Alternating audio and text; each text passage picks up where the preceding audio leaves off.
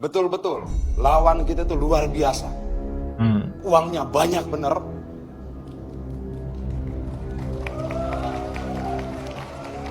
Satu-satunya kita bisa menandingi itu hanya dengan keringat yang lebih banyak. Kalau ngejar uang, kalah kita. Kalau ngejar kekayaan, kalah kita. Yang kita miliki apa? Keringat. Keringat kita harus lebih banyak keluar daripada mereka. Hanya itu yang bisa membuka kita peluang untuk menang. Bismillah, assalamualaikum guys. Berjumpa lagi di channel Jurnal Terupdate. Jadi pasangan calon gubernur Andika dan Hendy ini kian perkasa di Pilkada Jawa Tengah. Apakah ini efek kejut selama ini dari kalimat-kalimat sakti dan motivasi-motivasi oleh Adian Apitupulu? Kalau memang benar usaha Bang Adian selama ini ternyata tidak sia-sia guys. Jadi tak perlu berlama-lama, langsung saja kita simak bersama-sama berita ini guys. Bismillah. Jateng Perkasa versus ngopeni sama gelani. Kok gelani? Ngelakoni. Nah, secara perlahan akhirnya tepar. Nah, tak berkutik no. Dan usai topik itu tak usung, sudah jarang muncul Pak Lutfi sama Gus Yassin bicara ngopeni sama ngelakoni. Ya kita sih paham lah dan ngerti. Mesti kesannya sepele, dampaknya di masyarakat itu nancep banget. Karena istilah Jawa itu harus empan papan, harus tepat. Tidak sembarangan lah dipakai. Ngopeni ngelakoni ini beneran familiar. Gampang dirungokne, hanya saat diterjemahkan. Sulit itu jadi jargon kepala daerah. Bener nih, orang bener. Jadi kan malah jadi membingungkan. Misalnya ini, kalau kita jeli. Ada beberapa perubahan strategis yang dilakukan oleh kandidat yang didukung sama Kim Plus Plus ini di Provinsi Jawa Tengah ini.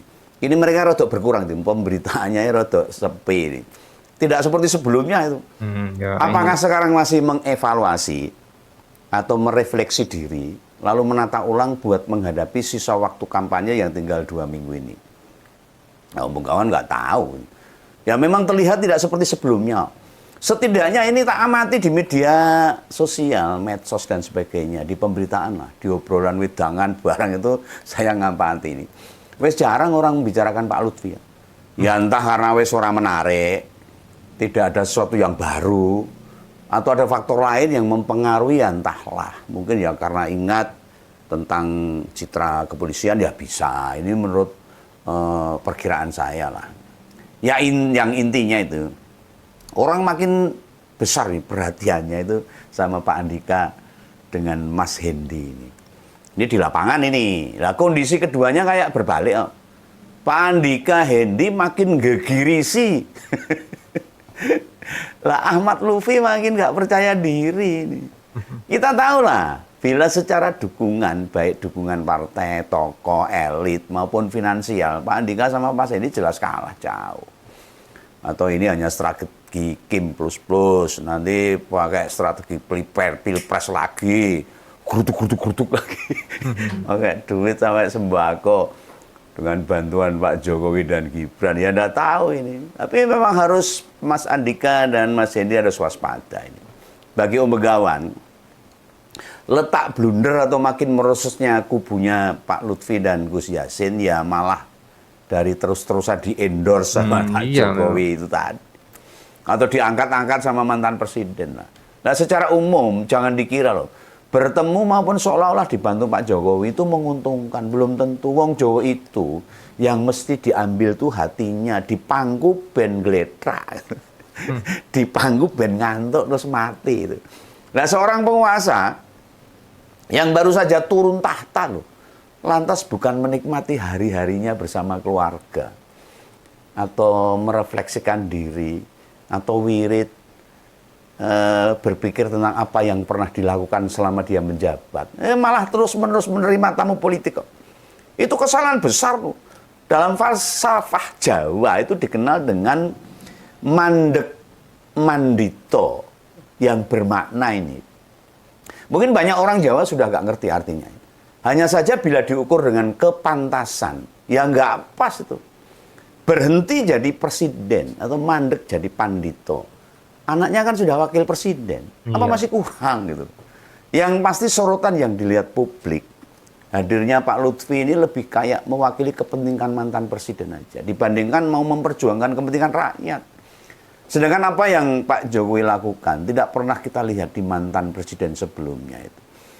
Ya ini terus-menerus membanggakan suarakan supaya masyarakat semakin paham. Jadi kita harus meneladani kepemimpinan, meneladani tokoh-tokoh pimpinan kita. Nah di luar itu, kita ya hampir nggak pernah tahu kapan ini pasangan Pak Lutfi dan Gus Yassin bertemu dengan para pendukungnya atau bertemu dengan pimpinan-pimpinan partai politik pendukungnya di Kim Plus Plus. Jelas ini jadi sesuatu yang janggal, yang tidak semestinya. Kok orang mengumpul ke ketua-ketua partai di tingkat provinsi lah paling tidak. Kok malah sowan terus pada mantan presiden. Lah mosok belas tidak pernah ketemu pimpinan 13 partai pendukungnya. Walaupun tingkat provinsi loh.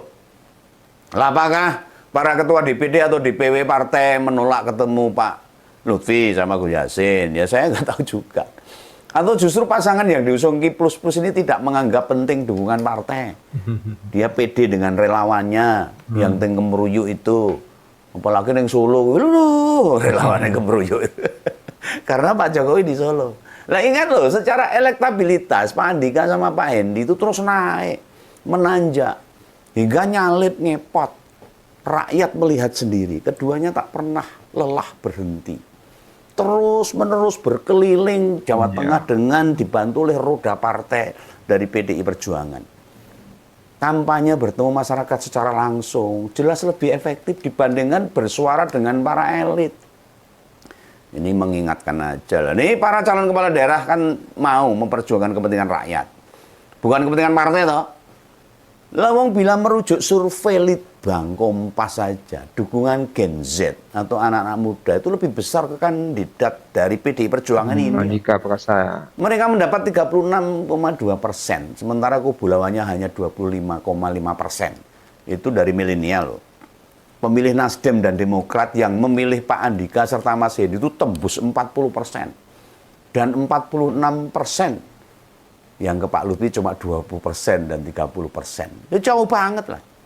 Itu dari Gen Z dengan partai yang ada di Kim Plus Plus. Sementara ini, bila kita mengacu ke survei SMRC, tingkat kesukaan pada Pak Andika ini tembus 92%. Hampir semua orang Jawa Tengah itu suka sama Pak Andika itu. Ya mungkin ganteng, romantis, dengan istrinya sangat romantis, gagah, dan sebagainya. Itu perform yang rakyat Jawa Tengah sangat suka sama Pak Andika. Nah kata peneliti SMRC ya betul, unggul dalam perhatian pada rakyat, berintegritas, jujur, tegas, mampu memimpin dengan cerdas. Oh dia mantan Panglima TNI kok, terbukti no. Gimana nggak cerdas loh? Lawang sekolahnya S2 saja sampai 2 kali loh di Amerika sana, dan S3 juga di sana. Oh dokter dia. Meski mantan Panglima TNI yang terbiasa dikawal ketat para prajuritnya. Nah, setelah pensiun Pak Andika mudah berubah gaya pribadinya. Mudeng dan ngerti bagaimana mesti bersikap. Masyarakat Jawa Tengah kuwi kududu masyarakat yang mudah dibohongi. Wong Jawa kita gangge-gangge nggak suka dibohongi. Dan malah ngerti bener gimana Pak Lutfi. Lah mau bagaimanapun sebagai Kapolda Jateng 4 tahun loh. Jadi Kapolda di Jawa Tengah. Banyak menilai anak buahnya di lapangan. Banyak yang menilai. Rakyat kita wis bisa membedakan antara tegas dan arogan. Tahu tuh tegas dan arogan, galak lah. Atau sewenang-wenang. Sikap-sikap kepedulian Pak Andika ini terasa benar. Bila kita berpapasan, gapruan gitu loh. Ini Om Begawan diceritain itu pada yang sudah ketemu. Termasuk Om Begawan. Kemarin sebenarnya Om Begawan pengen hadir itu. Dilala kok ya pas ada acara lain waktu Pak Andika datang di Sukoharjo. Jadi bertemunya sama Mas Hendi aja di Solo. Pas ada acara sholawatan itu yang diadakan oleh PDI Perjuangan. Meski gak lama di lokasi, Om Begawan melihat sendiri nih, bagaimana perilaku Mas Hendi. Meskipun datang di acara cuma sebentar tuh, 5 menit tuh. Walaupun wong Jawa dikenal nrimo, suka dengan sikap-sikap rendah hati. Tidak boleh disepelekan wong Jawa itu. Harus dihormati, harus direndah hatikan gitu. Wong Jawa ki nek dipangku semaput, Bung. Wong Jawa ki nek dipangku ngantuk gletak. Lah justru Pak Lutfi yang berkali-kali melakukan pertemuan dengan Pak Jokowi. Itu merugikan dirinya sendiri.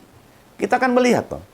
Lah iki bar dadi presiden malah mengurusi politik tuh aja, ini gimana nih?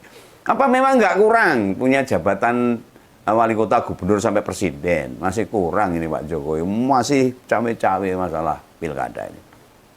Orang Jawa kan tidak suka sama orang-orang yang ragus tuh, kemaruk kalau bahasa Jawanya itu. Apa-apa mau diminta, apa mau dikangkangi, malah menimbulkan antipati itu nanti. Padahal Pak Lutfi dan Gus Yassin tuh wis membagikan sembako loh. Wah, itu sama dengan wali kota, calon wali kota Solo yang Respati itu sembako. Apa mudahnya cuma sembako ini, dan masyarakat semakin jenuh dengan sembako. Seakan-akan harga dirinya, hak pilihnya itu hanya dihargai dengan sembako. Masyarakat semakin ngerti, semakin paham. Wah, aku ternyata mau dijoli sembako, harga diri saya itu cuma senilai sembako. Semakin banyak masyarakat yang bilang gitu. Nah, jadi gimana gitu ya? Mungkin dikira begitu sembako atau beras disebar akan memberi dampak positif pada mereka. Oh, dulu iya waktu Pilpres. Sekarang masyarakat sudah mulai paham. Orang mungkin juga bisa menangkap lah semangat berjuang dari dua kandidat ini, Pak Andika dan Mas Hendy. Berbeda banget. Ya gandeng kabeh wis kliwat, sulit membalikkan kondisi. Coblosan kira-kira ya cuma 2 kurang 2 minggu lagi. Dan tingkat dukungan ke Pak Andika mesti benar-benar harus dijaga. Waspadalah, jangan malah membuat terlena. Jangan sampai kepleset apapun, baik perkataan maupun masalah. Bengkalan jadi ingat nih, pas debat kemarin itu. Kelihatan banget kualitasnya, kredibilitasnya Pak Lutfi sama Gus Yassin lebih banyak disibukkan dengan mencatat, menulis, dan membuka-buka lembaran kertas. Beda banget sama Pak Andika dan Pak Hendy. Seakan-akan materi itu sudah di luar kepala. Dia siap menjadi pemimpin Jawa Tengah. Kemampuan seorang pemimpin bisa kita nilai dari banyak sudut atau sisi. Yang jelas mereka siap untuk memimpin Jawa Tengah. Oke guys, jadi demikian tadi apa yang disampaikan oleh Om Begawan. Jadi memang jagoan dari PDIP di Jawa Tengah, Andika Perkasa dan Hindar, ini sepertinya kian perkasa guys. Beberapa hasil survei menyatakan Andika Perkasa dan Hindar Prihadi unggul dibandingkan Ahmad Alfi dan Taji Yassin. Lalu melihat hal itu, jadi teringat apa yang sudah diperjuangkan selama ini oleh Adian Apitupulu. Selama kampanye. Adian pernah mengatakan bahwa lawannya kali ini benar-benar luar biasa dan uangnya banyak. Menurut Adian, satu-satunya yang bisa menandingi itu yaitu dengan keringat yang lebih banyak. Kalau dilawan dengan uang dan kekayaan, Adian pun memastikan akan kalah. Jadi dengan keringat yang lebih banyak dikeluarkan, menurut Adian hanya itu yang bisa membuka peluang partainya dan tim suksesnya untuk bisa menang. Memang pidato-pidato Adian ini keren-keren guys. Menurut saya dialah pejuang sebenarnya, tanpa menuntut imbalan jabatan maupun kekuasaan. Ketika masih berjuang, dia selalu berada di depan. Namun di saat menang, dia justru di belakang. Dan kini mungkin usaha Bang Adian selama ini tidak sia-sia. Jagoan-jagoan PDIP di Jawa Tengah dan juga di Jakarta sepertinya kian perkasa di survei-surveinya guys. Jadi menurut kalian gimana guys? Tulis komentarnya di bawah ini ya guys. Saya izin pamit dulu. Wassalamualaikum warahmatullahi wabarakatuh.